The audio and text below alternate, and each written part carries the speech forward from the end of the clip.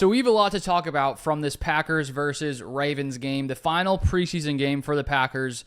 There's still a lot of positional battles taking place. The biggest ones that I want to talk about are the backup quarterback battle, the running back battle, and then I'll touch on a few different standout players from the defensive side of the ball. There was a lot of positives, especially on the defensive side, with 4 different forced turnovers.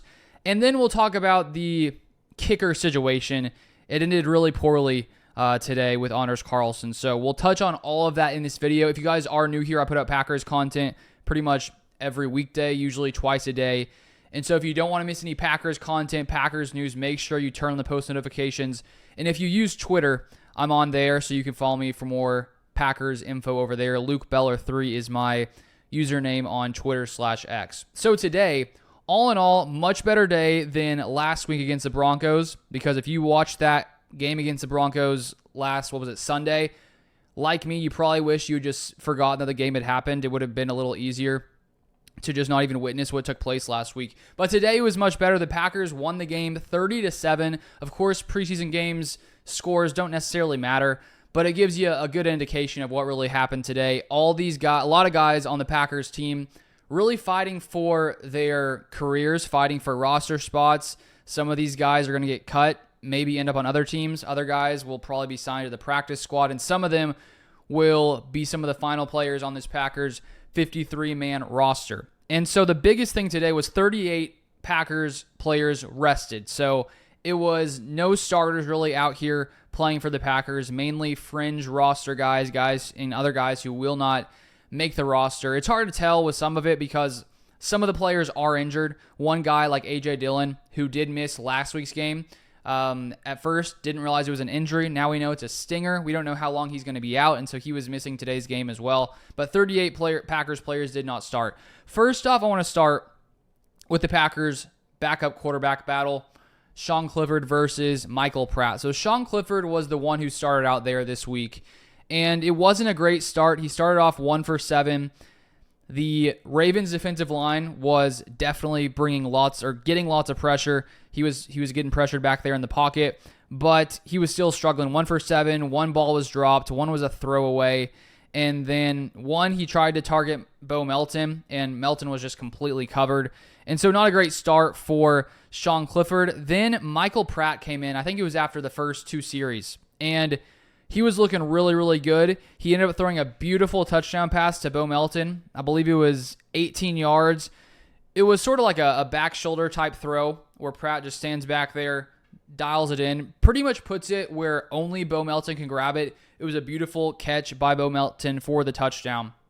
And so it was a really good start for Michael Pratt. And just looking at, the difference between Pratt and Sean Clifford, just when it comes to their skill sets, it seems to me like Michael Pratt has a stronger arm. Just any throw, short passes, intermediate passes, there's just a lot more zip on the ball when you're watching Michael Pratt versus Sean Clifford. And I think that that's important. I mean, just because of his ability to get it out quickly, it just goes faster than when you're watching Sean Clifford. It just looks much more smooth. He just looks much smoother when you compare him to Michael or to Sean Clifford as a quarterback. And then Sean Clifford came back in a little later and started playing a little bit better. He did finish with 6 for 14, 53 yards, 3.8 average yards, and he had 1 touchdown, 0 interceptions, a 77.4 rating. He did have a really nice touchdown pass to Malik Heath. Malik Heath had a solid day as well, 4 receptions, 39 yards, 1 touchdown.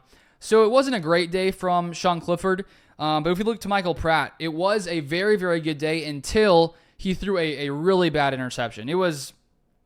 It just was a completely terrible, unwise decision by Michael Pratt. It wasn't even close, just completely, I don't know what he didn't see. Just totally misread the situation. Ball got picked off. They were close to the red zone. And then he goes and he tries to make the tackle on the guy. Obviously, you like to see that competitiveness, that aggressiveness. But, when he's your quarterback, you're sort of hoping that they'll maybe save themselves, because he went in for the hit, got hit really hard, and he looked like he was in a ton of pain right after, and I was wondering what it was. It sort of looked like maybe it could have been his shoulder or his chest, or maybe it was some kind of head trauma or head, concussion. But then after going on the sideline, he seemed to be fine. He came back out there. So maybe he just got the wind knocked out of him. But it was a scary moment there. And so outside of that one interception, he did look pretty good. He threw for 80 yards, 1 touchdown, 1 interception. We already talked about that beautiful pass to Bo Melton. Finished with a 78.5 rating, so only about 1 point higher than Sean Clifford, just looking at passer rating. And if you would have taken out that Pratt interception, I would have said, okay, Michael Pratt easily won this job. That's how it was looking early in the game. But then when you have just such a bad play like that, a bad interception, it makes you go, okay, well, they're a little closer than they were when you look at the entire game. I still just think from my perspective, Michael Pratt just has more physical talent. And I think in the long run, you have to consider the fact that Michael Pratt is still a first-year player, a rookie, where Sean Clifford has a year ahead of him. And so the fact that Michael Pratt already looks more talented, in my opinion, and they're producing at a somewhat similar level, just looking at, their stats today, I think you have to roll with Michael Pratt. I think he would give me more confidence than Sean Clifford at this point.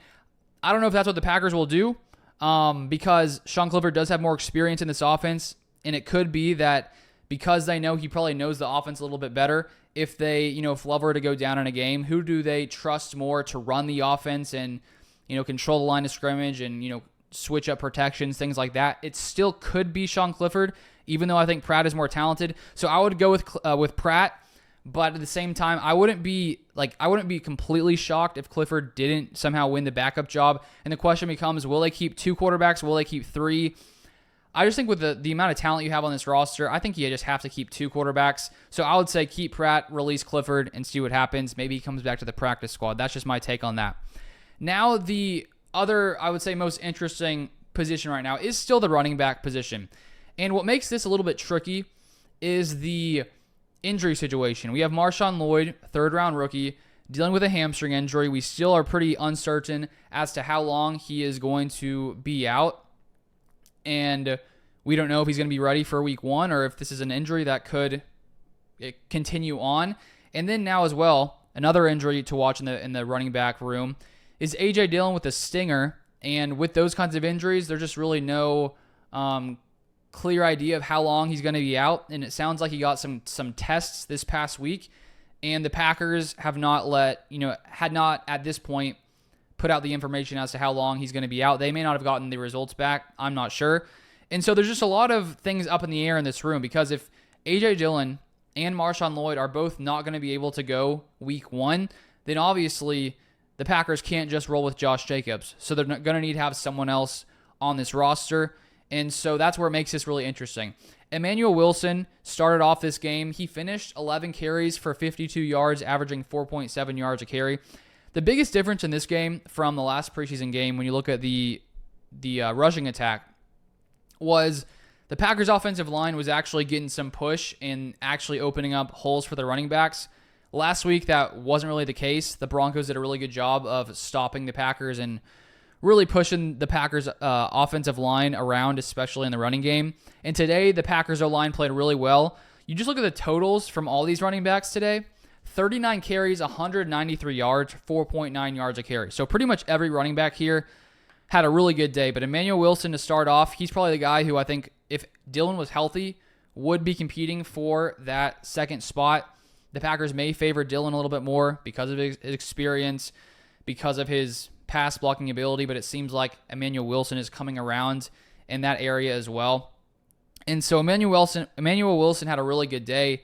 And so, as I said, it comes down to those injuries. When it comes to, I think Tuesday is the day the Packers will release their 53-man roster. And the way I understand the NFL rules, if you put a player on the IR before, I think it's either before the season or before the 53-man roster, then they have to stay on it for the whole year. I'm pretty sure that's right. And so I know that you can do something where you finalize your 53-man roster and then you place a player on the IR and they only have to be on for 4 weeks. So that could be something that happens with A.J. Dillon or Marshawn Lloyd. Could it be both if they're both injured? Possibly, because they're not going to release Marshawn Lloyd. He's a 3rd-round pick. A.J. Dillon, maybe. I mean, they could release him. I think it just depends. And so that's going to be a thing to watch on Tuesday when the roster cutdowns happen depending on those injuries. And so I think Emanuel Wilson, you guys already know my thoughts on Emanuel Wilson. I think he's a really talented back. I think he's a better runner overall than A.J. Dillon. We'll keep an eye on that. But Nate McCrary as well, he came in probably as the third guy. 11 carries, 64 yards, 5.8 yards per carry. He looks really good. He's a pretty strong running back. You could tell there was one run where the defense, was trying to make a tackle, sort of trying to grab at his legs, and he just, kept moving his legs, got through. He's a pretty physical, strong, quick back. He looks really good out there. And Ellis Merriweather also had a really good day. 16 carries, 74 yards, 4.6 yards a carry. And I would honestly say those guys all looked really, really good today. There wasn't honestly one guy who looked head and shoulders over the other. And so, of course, they're not all going to make the roster. The Packers will probably keep 3 running backs, I would say. And I would still say Emanuel Wilson has the leg up on those other guys. He took the first snaps. He's definitely the guy competing for that potentially third running back spot. But those other guys, if maybe another team out there could pick him up, but those guys will probably end up on the practice squad, those guys further down like McCrary and Merriweather. So that's pretty much the running back position. And then when it comes to receiver, this is a spot that's not quite as complicated, but there is a little bit of a battle here still. Of course, we got the top receivers, Watson, Dobbs, Reed, Wicks, and then 5 through 7 is where I think there's some competition. Bo Melton had a good day today with that touchdown, and he had 1 catch for 18 yards. I don't know how long he was out there, but it may not have been too long. And so I think he's going to make the roster as the 5th receiver. And then it came down to Malik Heath or Grant Dubose if the Packers were to only keep 6 receivers. The first preseason game, Dubose had a huge day, produced at the highest level for the receivers. I think it's still had some nice moments, but hasn't really. Today he didn't have any catches. I don't think he was sitting. I'm just clarifying right now. But he didn't have any catches today. I can't remember if he was sitting or not. But Malik Heath had a good day. 4 receptions, 39 yards, a touchdown catch. And so I don't know if the Packers will keep 7 receivers. It's just a lot of receivers to keep. And so Malik Heath the past 2 weeks may have done enough to keep that 6th spot over Dubose. But that's still debatable, I would say, because Dubose is a very, very good player. So that's going to be interesting. And then now let's talk about the kicker battle, because this has obviously been one when we came into camp where we were wondering what's going to happen. The Packers added Greg Joseph in this offseason to compete with Anders Carlson. The past week, just looking at the different training camp reports, it seemed that Anders Carlson was sort of on a hot streak, was playing really well in practice. Greg Joseph had struggled a little bit. It seemed like Carlson had sort of pushed himself ahead of Greg Joseph. But today, they both started off pretty well. They both made over 50-yard field goals. Anders made a 54-yarder. Greg Joseph made a 55-yarder. And it was like, okay, awesome. They're both playing great. Greg Joseph finished 2 for 2. But then at the end of the game, Anders Carlson has a 32-yard attempt, and he completely, I think it was wide right, if I'm not mistaken, but it wasn't even close. He shanked a 32-yarder.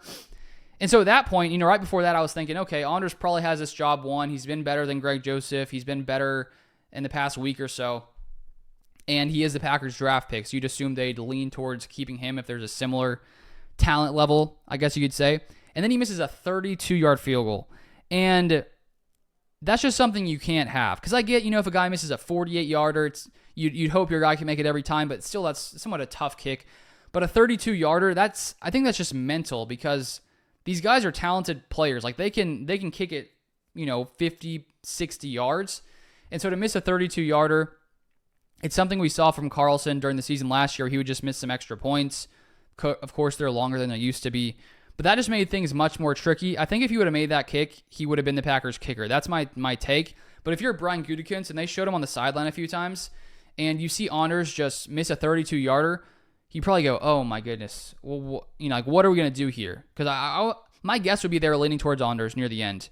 And when it comes to Greg Joseph, it's like, do they have more confidence in Joseph making a 32-yarder than Anders? Because, I get if you're kicking 50-plus yard field goals and you have some concerns, like, okay, hopefully we make this. Because the percentage of field goals made at 50-plus yards can't be crazy, crazy high. I know those are tough kicks to make, especially in big games, depending on the weather.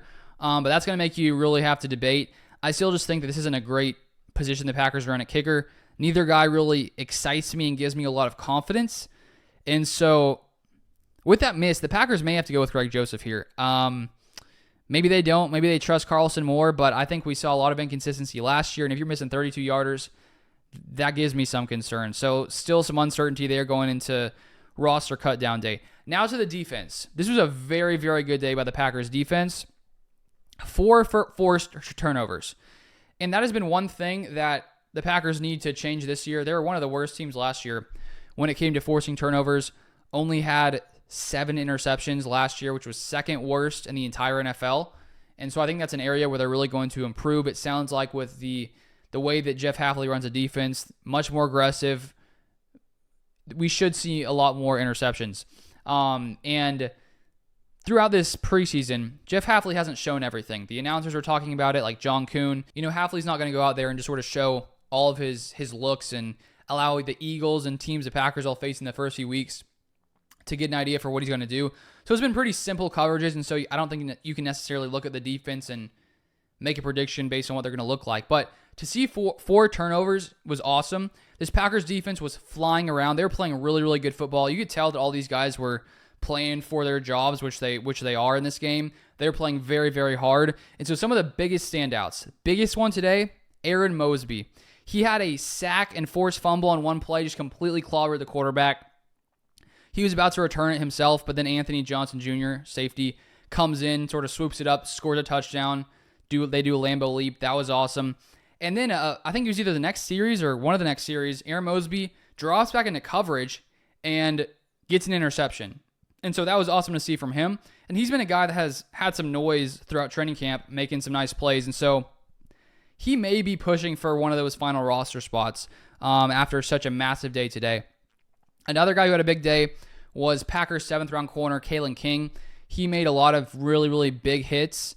He's a guy who a year prior seemed like he may be a first-round pick based on lots of draft experts. Had a bad final year in college, dropped to the 7th round. So there's a lot of upside there because of what he showed previously. He had a tackle as well, the forced fumble on the same play. Was really nice, some big hits. So big day for him. I think he could push for a roster spot. And then the final two, Christian Welch. Really, really good day for Christian Welch at linebacker. Had an interception, was making some big hits, some big tackles. I think he also could be a big special teams guy. He definitely, I think he's going to make the roster. And then Tyron Hopper, Packers rookie from this year. I think he's going to be special in the long run. Now, not sure how long it'll take before he becomes a Packers starter. I think it could happen eventually. He's just so good versus the run. He plays with so much physicality and so much toughness. And that's, I think, what you want to see, from your linebackers going in there and getting tackles for losses and just plowing through the offensive line. That's what he does. He plays so tough and so physical. And I think that he's going to be a really, really good player. And then that's pretty much it for today. Those are my biggest takeaways. We'll see on Tuesday what the final roster is. I'll probably try to get a video out predicting the final roster either today or tomorrow in the next few days before that all comes out. But that's pretty much the updates from today. So we are now, 13 days away from the Packers season starting in Brazil, which is going to be awesome. I can't wait for real football to be back. If you want more Packers content, make sure you subscribe. You can follow me on Twitter, LukeBeller3, and I'll see you guys next time.